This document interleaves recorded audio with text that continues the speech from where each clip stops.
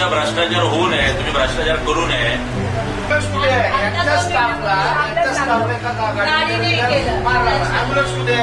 की तुमच्या फास्टॅग मध्ये जर बॅलन्स असेल आणि तुमचं स्कॅन होत नसेल आमच्या टेक्निकल एररमुळे, तर तुमची गाडी आम्ही सोडली पाहिजे, असा नियम आहे.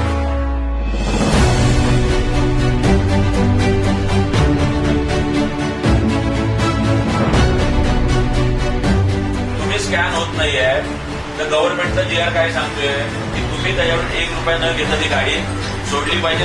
टेक्निकल एरर तुमचा बरोबर. फास्टॅग त्यांच्या गाडीमध्ये होता फक्त. फास्टॅग गाडी काचेमध्ये असेल नसेल, फास्टॅग गाडीत असेल रीड करायची जबाबदारी कोणाची आहे? सिस्टम कोणाची आहे? सिस्टम नाही का? सिस्टम तुमची आहे का पॅसेंजरची आहे?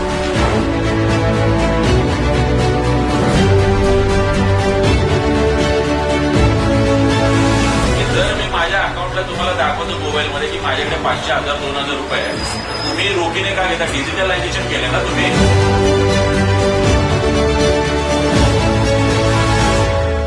अमाऊंट असेल आणि ते अमाऊंट असल्याचं जर समोरच्याने दाखवलं तर तुम्ही कॅश रोखीत न घेता ती गाडी सोडली पाहिजे.